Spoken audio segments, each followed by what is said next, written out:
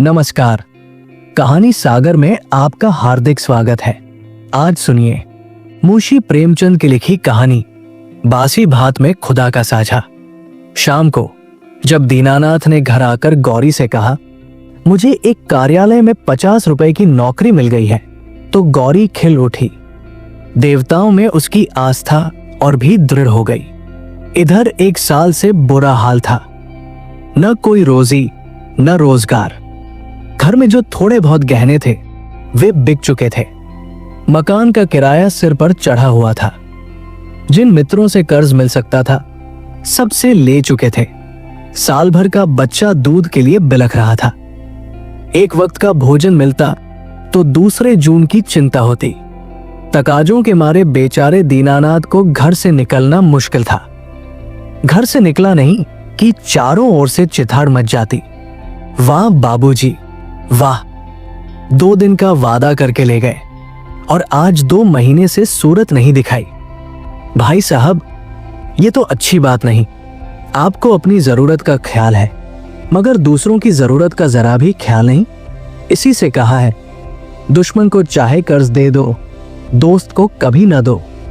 दीनानाथ को ये वाक्य तीरों से लगते थे और उसका जी चाहता था कि जीवन का अंत कर डाले, मगर बेज़बान स्त्री और अबोध बच्चे का मुंह देखकर कलेजा थाम के रह जाता।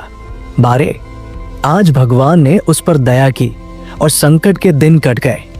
गौरी ने प्रसन्न मुख होकर कहा, मैं कहती थी कि नहीं, ईश्वर सबकी सुधि लेते हैं और कभी न कभी हमारी भी सुधि लेंगे, मगर तुम्हें विश्वास ही न आया था। बोलो, अब तो ईश्वर की दयालुता के कायल हुए? दीनानाथ ने हठधर्मी करते हुए कहा, यह मेरी दौड़ धूप का नतीजा है। ईश्वर की क्या दयालुता? ईश्वर को तो तब जानता जब कहीं से छप्पर फाड़ कर भेज देते, लेकिन मुंह से चाहे कुछ कहे, ईश्वर के प्रति उसके मन में श्रद्धा उदय हो गई थी। दीनानाथ का स्वामी बड़ा ही रूखा आदमी था और काम में बड़ा चुस्त। उसकी उम्र 50 के लगभग थी और स्वास्थ्य भी अच्छा न था। फिर भी वो कार्यालय में सबसे ज्यादा काम करता। मजाल न थी कि कोई आदमी 1 मिनट की भी देर करे या 1 मिनट भी समय के पहले चला जाए। बीच में 15 मिनट की छुट्टी मिलती थी। उसमें जिसका जी चाहे पान खा ले, सिगरेट पी ले या जलपान कर ले। इसके अलावा 1 मिनट का अवकाश न मिलता था। वेतन पहली तारीख को मिल जाता था। उत्सवों में भी दफ्तर बंद रहता था और नियत समय के बाद कभी काम न लिया जाता था। सभी कर्मचारियों को बोनस मिलता था और प्रोविडेंट फंड की भी सुविधा थी। फिर भी कोई आदमी खुश न था। काम या समय की पाबंदी की किसी को शिकायत न थी। शिकायत थी केवल स्वामी के शुष्क व्यवहार की।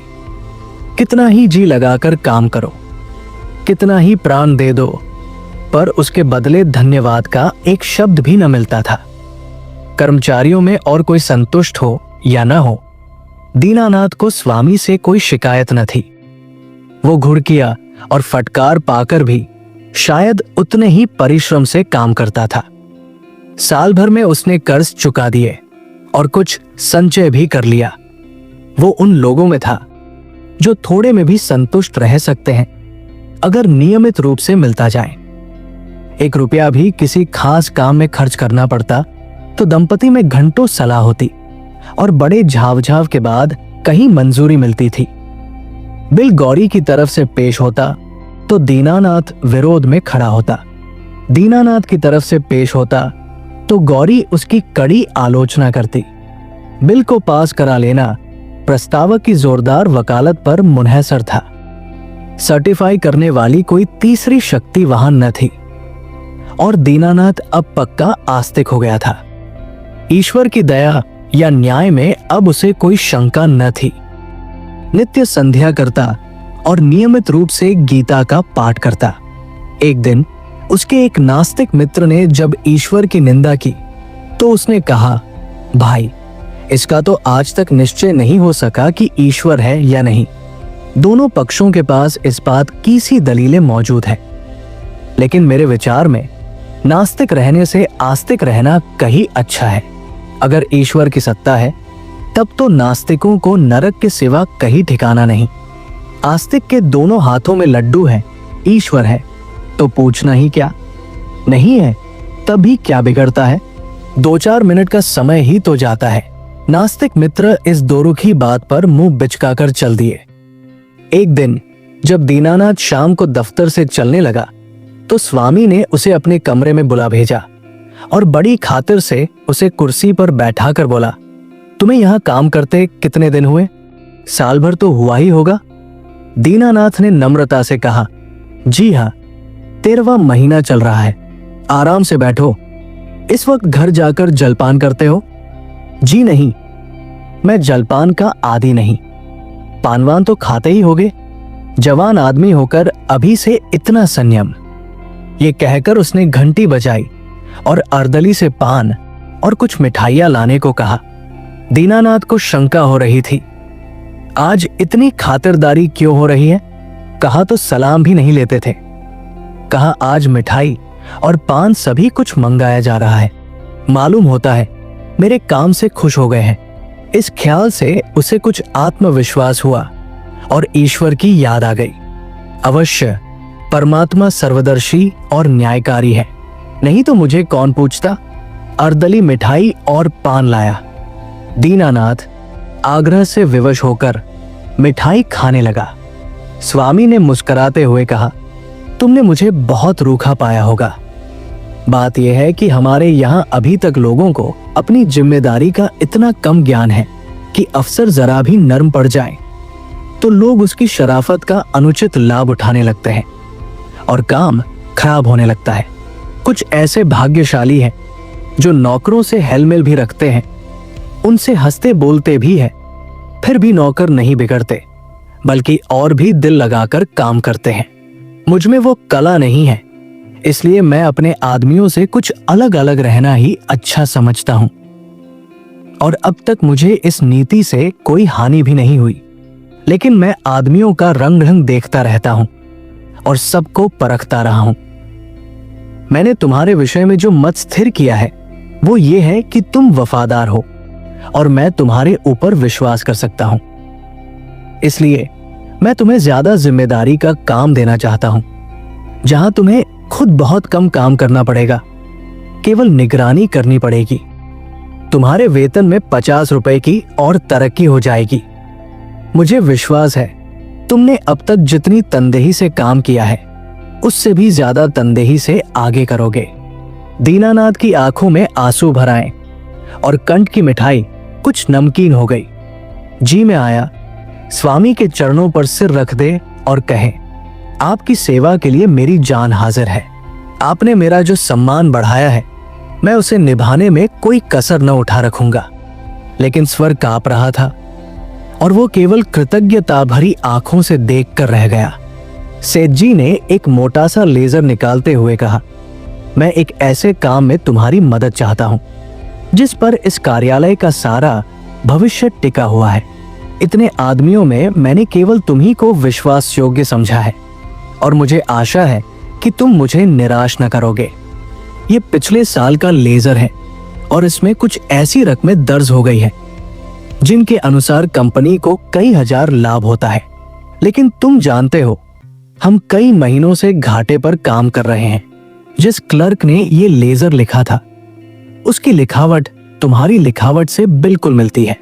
अगर दोनों लिखावटें आमने सामने रख दी जाए तो किसी विशेषज्ञ को भी उनमें भेद करना कठिन हो जाएगा। मैं चाहता हूं तुम लेजर में एक पृष्ठ फिर से लिखकर जोड़ दो और उसी नंबर का पृष्ठ उसमें से निकाल लो। मैंने पृष्ठ का नंबर छपवा लिया है, एक दफ्तरी भी ठीक कर लिया है जो रात भर में लेजर की जिल्दबंदी कर देगा। किसी को पता तक न चलेगा। जरूरत सिर्फ यह है कि तुम अपनी कलम से उस पृष्ठ की नकल कर दो। दीनानाथ ने शंका की, जब उस पृष्ठ की नकल ही करनी है तो उसे निकालने की क्या जरूरत है? सेठ जी हंसे, तो क्या तुम समझते हो उस पृष्ठ की हूबहू नकल करनी होगी? मैं कुछ रकमों में परिवर्तन कर दूंगा। मैं तुम्हें विश्वास दिलाता हूं कि मैं केवल कार्यालय की भलाई के ख्याल से ये कार्रवाई कर रहा हूं। अगर ये रद्दोबदल न किया गया तो कार्यालय के 100 आदमियों की जीविका में बाधा पड़ जाएगी। इसमें कुछ सोच विचार करने की जरूरत ही नहीं, केवल आधा घंटे का काम है। तुम बहुत तेज लिखते हो। कठिन समस्या थी। स्पष्ट था कि उससे जाल बनाने को कहा जा रहा है। उसके पास इस रहस्य का पता लगाने का कोई साधन न था कि सेठजी जो कुछ कह रहे हैं वो स्वार्थवश कह रहे हैं या वास्तव में कार्यालय की रक्षा के लिए। लेकिन किसी दशा में भी ये जाल है, घोर जाल। क्या वह अपनी आत्मा की हत्या करेगा? नहीं, किसी तरह नहीं। उसने डरते डरते कहा, मुझे आप क्षमा करें, मैं ये काम न कर सकूंगा। सेठ जी ने उसी अविचलित मुस्कान के साथ पूछा, क्यों? इसलिए कि ये सरासर जाल है। जाल किसे कहते हैं? किसी हिसाब में उलटफेर करना जाल है। लेकिन उस उलटफेर से अगर 100 आदमियों की जीविका बनी रहे तो इस दशा में भी वो जाल है। कंपनी की असली हालत कुछ और है, कागजी हालत कुछ और। अगर ये तब्दीली न की गई तो तुरंत कई हजार रुपए नफे के देने पड़ जाएंगे और नतीजा ये होगा कि कंपनी का दिवाला हो जाएगा और सारे आदमियों को घर बैठना पड़ेगा। मैं नहीं चाहता कि थोड़े से मालदार हिस्सेदारों के लिए इतने गरीबों का खून किया जाए। परोपकार के लिए कुछ जाल भी करना पड़े तो वो आत्मा की हत्या नहीं है। दीनानाथ को कोई जवाब न सूझा। अगर सेठजी का कहना सच है और इस जाल से 100 आदमियों की रोजी बनी रहे तो वास्तव में वो जाल नहीं, कठोर कर्तव्य है। अगर आत्मा की हत्या होती भी हो तो 100 आदमियों की रक्षा के लिए उसकी परवाह न करनी चाहिए। लेकिन नैतिक समाधान हो जाने पर अपनी रक्षा का विचार आया। वो बोला, लेकिन कहीं मामला खुल गया तो मैं मिट जाऊंगा। 14 साल के लिए काले पानी भेज दिया जाऊंगा। सेठ ने जोर से कहकहा मारा, अगर मामला खुल गया तो तुम न फंसोगे, मैं फंसूंगा। तुम साफ इनकार कर सकते हो, लिखावट तो पकड़ी जाएगी। पता ही कैसे चलेगा कि कौन सा पृष्ठ बदला गया? लिखावट तो एक्स ही है। दीनानाथ परास्त हो गया। उसी वक्त उस पृष्ठ की नकल करने लगा। फिर भी दीनानाथ के मन में चोर पैदा हुआ था। गौरी से इस विषय में वो एक शब्द भी न कह सका। 1 महीने के बाद उसकी तरक्की हुई। 100 रुपए मिलने लगे, 200 बोनस के भी मिले। ये सब कुछ था। घर में खुशहाली के चिन्ह नजर आने लगे। लेकिन दीनानाथ का अपराधी मन एक बोझ से दबा रहता था। जिन दलीलों से सेठजी ने उसकी जुबान बंद कर दी थी, उन दलीलों से गौरी को संतुष्ट कर सकने का उसे विश्वास न था। उसकी ईश्वरनिष्ठा उसे सदैव डराती रहती थी। इस अपराध का कोई भयंकर दंड अवश्य मिलेगा। किसी प्रायश्चित, किसी अनुष्ठान से उसे रोकना असंभव है। अभी न मिले, 1-2 साल न मिले, 10-5 साल न मिले, पर जितनी ही देर में मिलेगा उतना ही भयंकर होगा। मूलधन ब्याज के साथ बढ़ता जाएगा। वो अक्सर पछताता, मैं क्यों सेठजी के प्रलोभन में आ गया। कार्यालय टूटता या रहता मेरी बला से, आदमियों की रोजी जाती या रहती मेरी बला से। मुझे तो ये प्राण पीड़ा न होती। लेकिन अब तो जो कुछ होना था हो चुका और दंड अवश्य मिलेगा। इस शंका ने उसके जीवन का उत्साह, आनंद और माधुर्य सब कुछ हर लिया। मलेरिया फैला हुआ था। बच्चे को ज्वर आया। दीनानाथ के प्राण नहों में समा गए। दंड का विधान आ पहुंचा। कहा जाए, क्या करे? जैसे बुद्धि भ्रष्ट हो गई। गौरी ने कहा, जाकर कोई दवा लाओ या किसी डॉक्टर को दिखा दो। 3 दिन तो हो गए। दीनानाथ ने चिंतित मन से कहा, हाँ जाता हूं, लेकिन मुझे बड़ा भय लग रहा है। भय की कौन सी बात है? बेबात की बात मुंह से निकालते हो। आजकल किसे ज्वर नहीं आता? ईश्वर इतना निर्दयी क्यों है? ईश्वर निर्दयी है पापियों के लिए। हमने किसका क्या हर लिया है? ईश्वर पापियों को कभी क्षमा नहीं करता। पापियों को दंड न मिले तो संसार में अनर्थ हो जाए। लेकिन आदमी ऐसे काम भी तो करता है जो एक दृष्टि से पाप हो सकते हैं, दूसरी दृष्टि से पुण्य। मैं नहीं समझी। मान लो मेरे झूठ बोलने से किसी की जान बचती हो तो क्या वो पाप है? मैं तो समझती हूं ऐसा झूठ पुण्य है। तो जिस पाप से मनुष्य का कल्याण हो वह पुण्य है और क्या। दीनानाथ की अमंगल शंका थोड़ी देर के लिए दूर हो गई। वो डॉक्टर को बुला लाया, इलाज शुरू किया और बालक 1 सप्ताह में चंगा हो गया। मगर थोड़े दिन बाद वो खुद बीमार पड़ा। ये अवश्य ही ईश्वरीय दंड है और मैं बच नहीं सकता। साधारण मलेरिया ज्वर था, पर दीनानाथ की दंड कल्पना ने उसे सन्निपात का रूप दे दिया। ज्वर में नशे की हालत की तरह यूं भी कल्पना शक्ति तीव्र हो जाती है। पहले केवल मनोगत शंका थी, वो अब भीषण सत्य बन गई।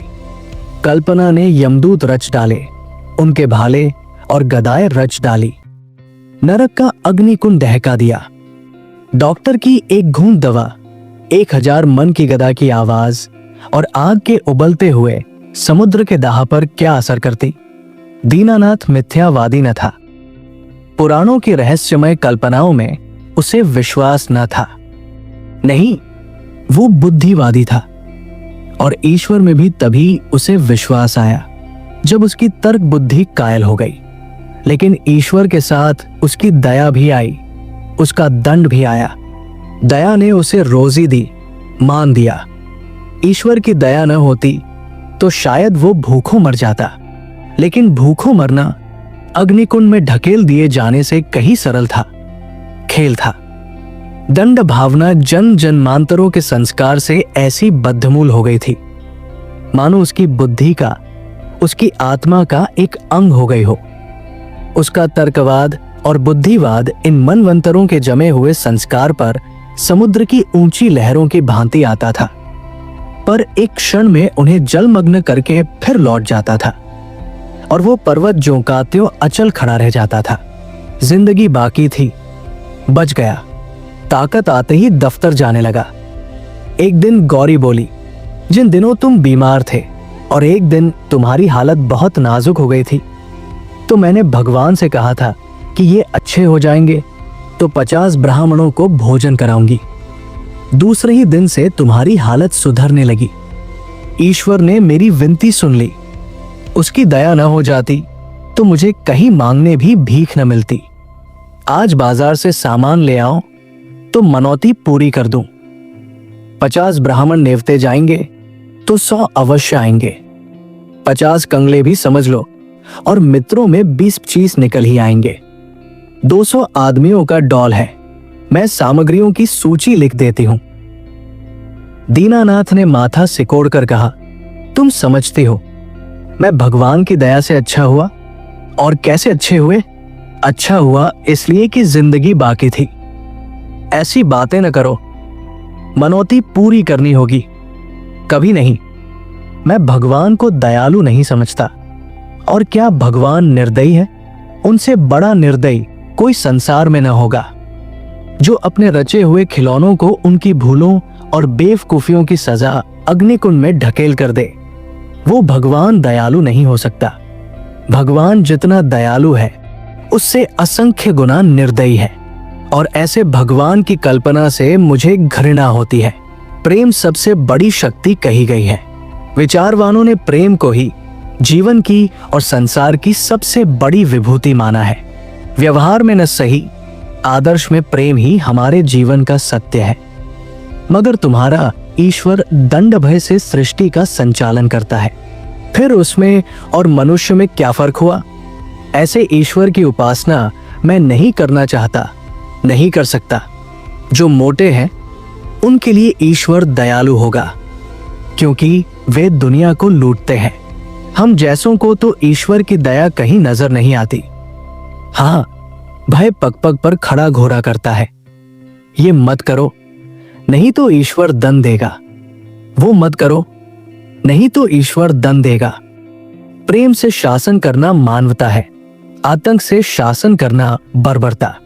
आतंकवादी ईश्वर से तो ईश्वर का न रहना ही अच्छा है। उसे हृदय से निकालकर मैं उसकी दया और दंड दोनों से मुक्त हो जाना चाहता हूं। एक कठोर दंड बरसों के प्रेम को मिट्टी में मिला देता है। मैं तुम्हारे ऊपर बराबर जान देता रहता हूं, लेकिन किसी दिन डंडा लेकर पीट चलूं तो तुम मेरी सूरत न देखोगी। ऐसे आतंकमय दंडमय जीवन के लिए मैं ईश्वर का एहसान नहीं लेना चाहता। बासी भात में खुदा के साझे की जरूरत नहीं। अगर तुमने ओझ भोज पर जोर दिया तो मैं जहर खा लूंगा। गौरी उसके मुंह की ओर भयातुर नेत्रों से ताकती रह गई। आप सुन रहे थे मुंशी प्रेमचंद की लिखी कहानी बासी भात में खुदा का साझा। ऐसी और प्रेरणादायक कहानियों के लिए हमारे चैनल कहानी सागर को सब्सक्राइब करें। अगर ये कहानी आपके दिल को छू गई हो तो इसे लाइक करें और अपने दोस्तों और परिवार के साथ शेयर करें। धन्यवाद।